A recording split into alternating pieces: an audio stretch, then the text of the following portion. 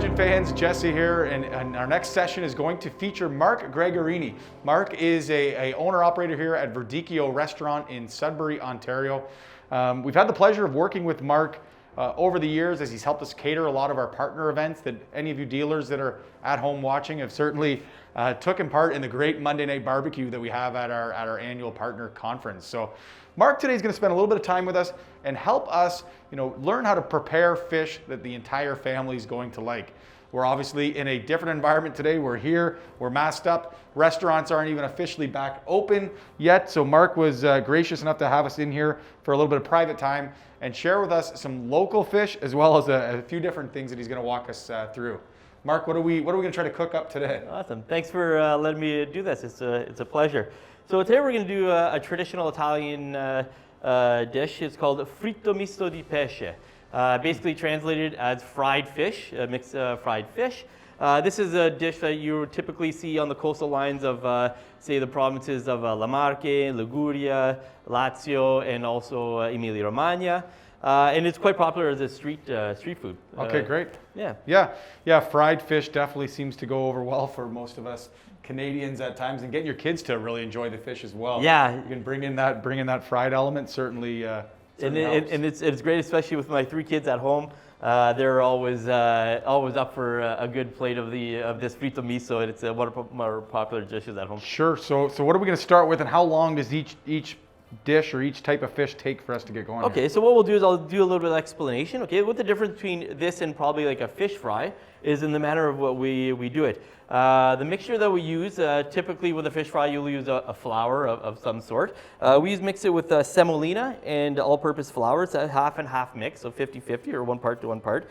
Semolina is a type of wheat called durum wheat, and it's a little bit more coarser, and it gives it that crispness that you'll enjoy with the fish when you do a fish fry. For anyone watching at home trying to frantically write down those notes, we are going to share these recipes with you after. You can either check this out once we post the content to one of our blogs or on our landing page for the virtual Boat Day Boaters Launch. So we'll get you these full recipes as well, so you can try it out at home one time or this weekend even. Okay, so what we have here is I did a little bit of mix. I did a little bit of seafood and some freshwater local fare. So we have some nice fresh pike, we have some Manitoulin and rainbow trout, some calamari, some nice shrimp, and some scallops that we're going to add to this to make this a great combination. So first what we're going to do is we're going to take the rainbow trout, okay, place it on our cutting board, and what you want to do is you kind of want to check for your spines and your bones, make sure there's none. I typically do not like them, and no. neither do my kids. Yeah, I would say that's key for the family to enjoy. There's nothing quicker than get to turn off somebody newer to fish is to find that bone. So. For sure. We're going to take the fatty part off, so we're going to take the belly off, and you can always use it for something else. But for this application, we'll take it off. Okay. And feel again, and then we always leave the skin on, because the skin on will be nice and crispy. Okay. A lot of people like to eat the skin, right? And it gives it a nice look also for presentation. Okay. We'll season it with a little bit of salt and pepper. Sure. Okay. The salt and pepper won't make it that saltiness that you would think. It actually brings out the natural flavors of the fish. Okay. Then what we will do is we will cut it into strips. Cool.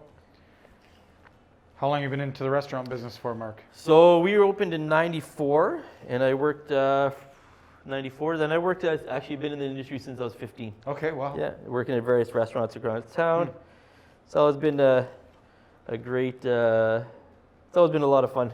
I really enjoy it. And how long has Verdicchio's been here for? So Verdicchio opened up in 1994. 94. Okay. Okay, so we're just going to take the rest of it. Okay, the tail, and then we're just going to put it aside for now. Okay. Okay, and this will be ready for the dredging. Let me know if I can be a sous chef at all, or if I'm just going to get in your way. Sure. Feel free to push me out of the way. No worries. Okay, the next one we're going to take is your pike. This one here is already skinned. Okay, so and already filled. So we're going to season it. Again, salt and pepper. Very simple.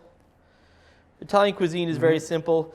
We very rarely use more than 5 ingredients on any dish because we like to bring out the natural flavors of the product. Okay, here we have some shrimp. So what we're going to do is we're going to take the shell off. Okay, we'll make sure that it's veined right down the center. Okay, and we'll leave the tail on. Okay, I like cooking with the shell. I always find that when the shell is, even if I was doing a different application, if I was sauteing some shrimp in a pan for pasta, I would all leave the shells on. It brings much more flavor to it. Okay.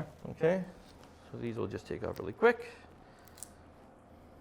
So that's the main reason shells on. I always never quite understood that in some of the pasta dishes that I had to go back in and take the shells back after, but that's helping me for the overall flavors, leaving those on exactly. and take them off after. Yeah, it's a little bit of a pain because especially for the diner and for the guests because they have to use their hands to do it. Of course. But it does make a big difference in your pastas. Okay. Here we have calamari. Okay, so this is calamari or squid. When you receive calamari, sometimes they'll be already cleaned. Other times, it already looks like onion rings sometimes for me. Sometimes they'll be in rings, and sometimes you'll have to check to make sure that there'll be a little piece inside. It's almost like a hard kind of shell, and you'd have to remove that. These ones have already been removed already. Okay. Okay. There we go. Okay. Sometimes you'll also see that they do have the wings on the side. You can cut those off just and you can also use it in some other dish. They're still edible, but in this application we don't use it. Okay. Okay. Then you would cut them in strips. Okay, we'll put them aside for now.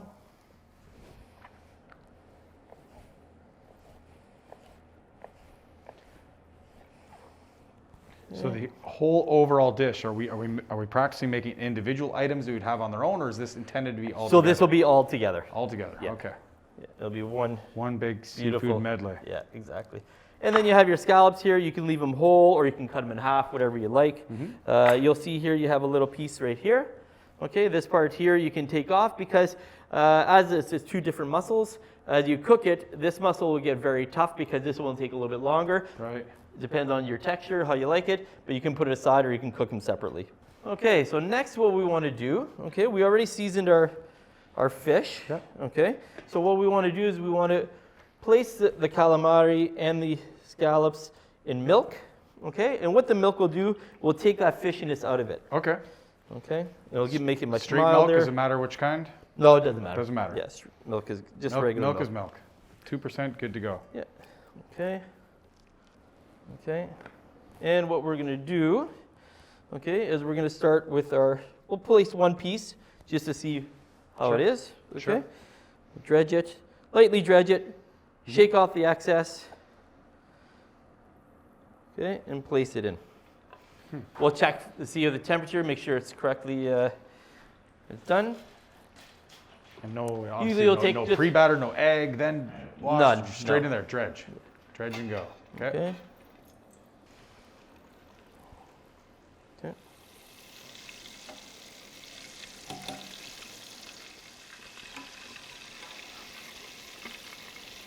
You mentioned going to Italy every year. How often are you coming back with new ideas or Yeah, new tips, especially as a young kid coming back? I used to go quite often, and I loved it over there. Yeah. Always come back. I find that when you submerge yourself in a culture like that, you're always learning much more than you would in a year of cooking. Yeah. And just different ideas, right? You immerse yourself in that culture. It's something that you wouldn't have thought of maybe before. And Yeah, exactly. And they got so much different product too. And tell me about the name Verdicchio. I was trying to do some Googling ahead of time, and I think I know what we mean, but I'd rather hear it from the horse's mouth. Verdicchio is a grape varietal. It's a white wine grape varietal, or white grape varietal. Okay. That comes from La Marche. It's a very versatile grape varietal. It's one of the only white varietals that you can make various styles of. You can make sparkling, you can make dry, you can make sweet, you can age it in oak. So it's very unique.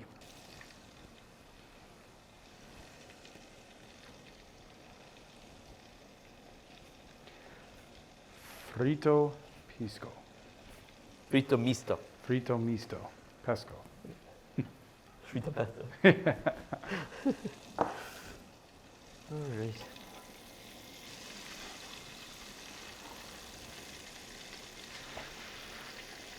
Okay.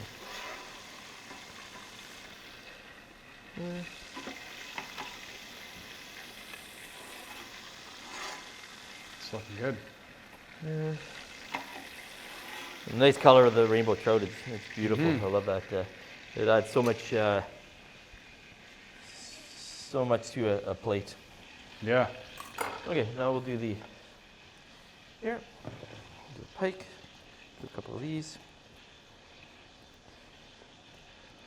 Yeah, that pike won't take long. Too long, probably. It'll be very fast. This one.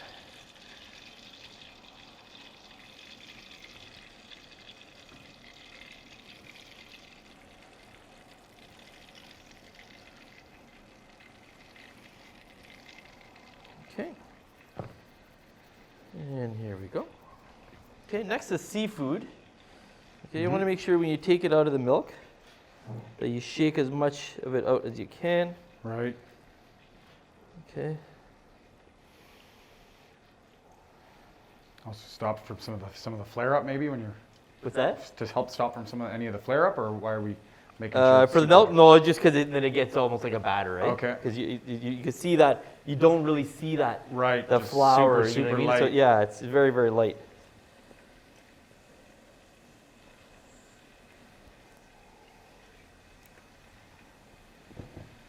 Okay. Excuse me for 1 second.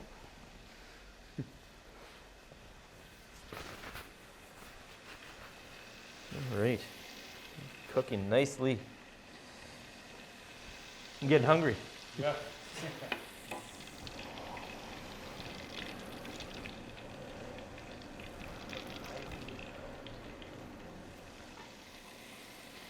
So I'm getting is keeping it simple on the fish recipes can be your best friend at sometimes too, right? You don't have to. Overdo it. Like I said before, I mean, Italian cuisine is it's all about the product because that's really what you're eating. You're eating the product. So I think that the simpler you cook, you keep it, the more you get to taste that flavor. You can taste where it's coming from. You know, so it's really more enjoyable. So we're going all of these just more by time and look once they're in the fryer. Yes. Yeah. What's the ideal temperature of that oil? So we're keeping this probably approximately about 275. 275. Yeah. Okay. Well, see, that's pretty consistent for all fish.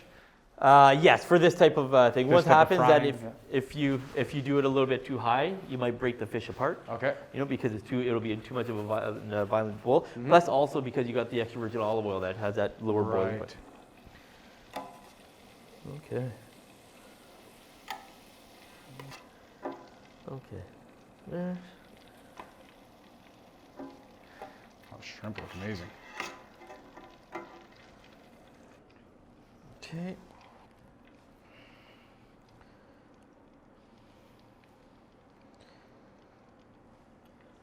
I do like the idea of mixing some of the, the natural or fish that we're used to around here with some of the coastal stuff. It's an interesting idea. Great. It adds a really nice texture to it. Yeah. You know? Yeah, I would have never thought of that.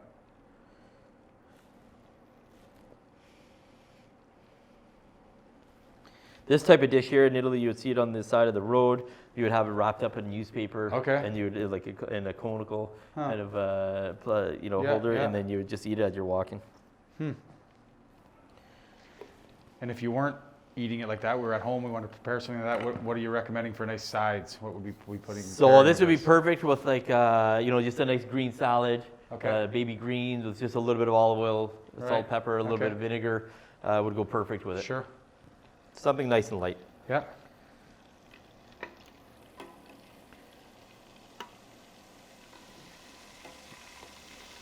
I mean, the chef is paying closer attention to the scallops, so it must be important.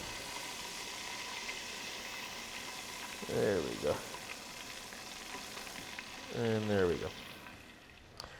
And here we go. Okay, so now we'll do for plating. Oh, that's a nice touch. There you go. All right. And because I was touching some raw fish before, I'll use the gloves. Right. Okay, so here we go. So Pike. Here.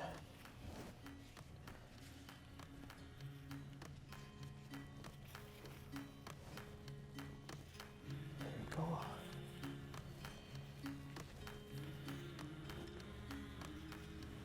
right. That.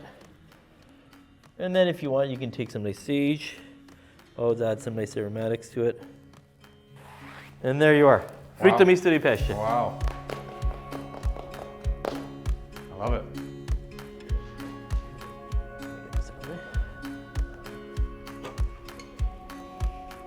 All right. You shot. What should I go? What should I go for? I'll go over here. Let's go for everything. All good. I'm gonna keep going. That looks shrimp patty. Oh.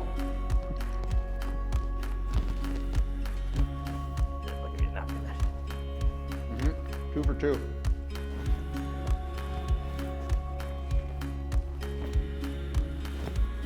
There you go. On that calamari now. So far we're killing it. Or you're killing it. Mm-hmm. Yep. What am I missing? Oh, the pike. Really good. Really, really good. So that was amazing, Mark. I want to thank you for showing us how to make this amazing dish. And you know, I absolutely loved how we took a couple of the fish that we have the opportunity to catch in our own backyards here in Ontario. We sourced a couple different add-ons to that with the calamari, as well as what else do we got? The shrimp there as well. We put this dish together. This is certainly going to impress some of the guests in the family. It was quick. It was easy. It was some basic ingredients, and honestly, it was delicious. So thank you very much. Thank you. My pleasure. I appreciate it. Mark, again, owner here at Verdicchio Restaurant in Sudbury, just outside of where our head office is in Whitefish, Ontario. So we really wanted to combine these two Northern Ontario family companies and put something together here, and I think we accomplished that goal. So once again, thank you. And it's always a pleasure working with you. Thank you very much. Thanks, Mark. Thank you.